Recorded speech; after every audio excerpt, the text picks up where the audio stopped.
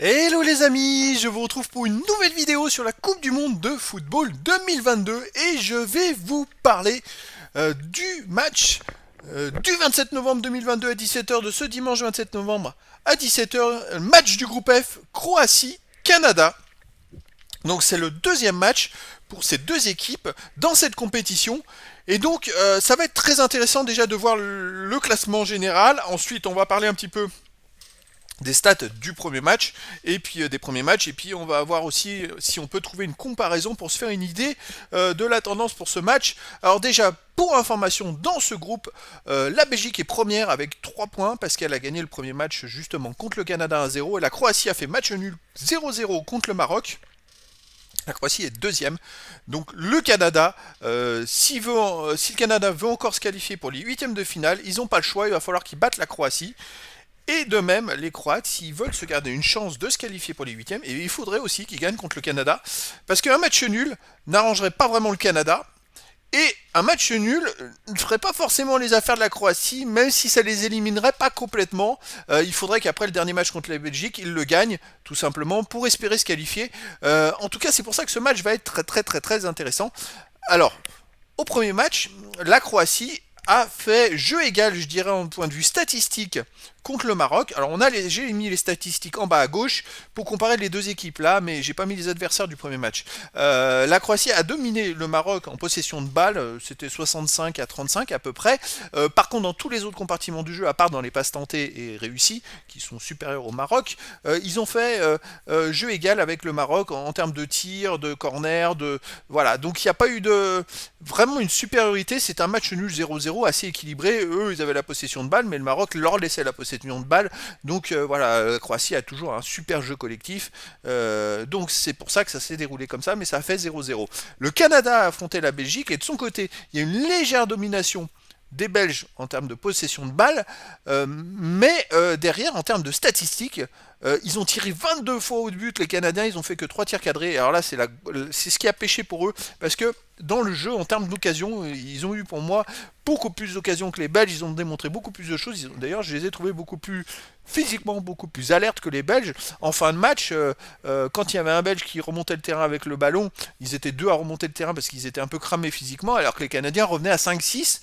Ils ont tout donné, ils ont fini avec des crampes, mais pour moi, ils étaient mieux préparés. Après, voilà, ils ont perdu contre la Belgique 1-0, les Canadiens. Donc là, ils n'ont pas le droit à l'erreur non plus, mais c'est quand même une équipe qui est plutôt costaud. Donc il faut s'en méfier. Les Croates, pour l'instant, c'est pas encore gagné dans ce match-là.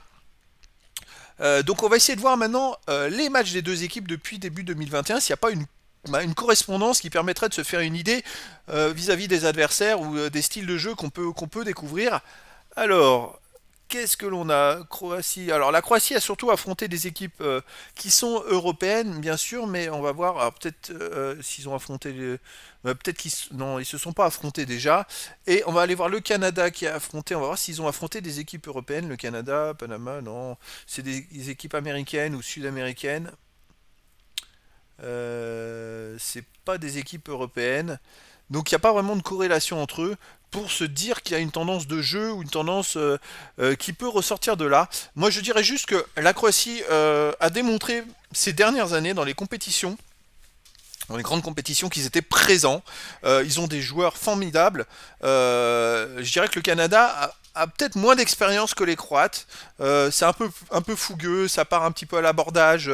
Ça sera moins, on va dire, moins intelligent, on va dire.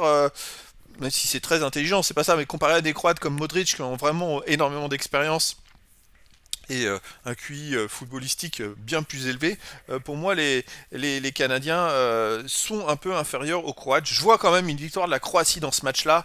J'aurais du mal à penser qu'il puisse y avoir un match nul, mais alors là, c'est vrai que c'est un match où tout est possible, parce que si les Canadiens marquent en premier, est-ce que les Croates reviendront? Est-ce que physiquement ils pourront tenir? Il y a des joueurs qui ont plus de la trentaine, il y en a plusieurs qui sont très importants. C'est vrai que ça va être plus compliqué pour les Croates, même si je trouve qu'ils sont quand même plus forts individuellement et collectivement que les Canadiens. Donc moi je partirais plus sur une victoire de la Croatie par un but d'écart ou deux buts d'écart, 1-0 ou 2-0 ou 2-1, enfin voilà, dans ces eaux-là. Je suis pas sûr qu'il y ait beaucoup de buts, parce que c'est vrai que dans ce groupe-là, il n'y a pas eu beaucoup de buts, et c'est vrai que les équipes se tiennent, c'est très serré. En tout cas, de toute façon, la Croatie n'a pas le choix. S'ils veulent se qualifier pour le tour suivant, parce qu'en plus, au troisième match, ils affrontent la Belgique, il faut qu'ils battent le Canada. Et puis, pareil, le Canada doit gagner. S'il y a match nul en fin de match, je suis pas sûr que les Canadiens fassent pas tout pour essayer de marquer un but, pour essayer de gagner le match, quitte à ce que le goal monte et qu'ils se prennent un but en contre-attaque et qu'ils perdent finalement 1-0 parce qu'ils auront sorti le gardien de leur cage. Donc ça va être très intéressant de surveiller ce match-là. Les amis, n'hésitez pas à mettre en commentaire ce que vous pensez de ce match-là, des infos, le score que vous pensez.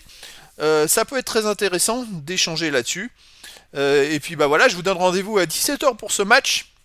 Croatie-Canada. À très bientôt les amis pour une nouvelle vidéo.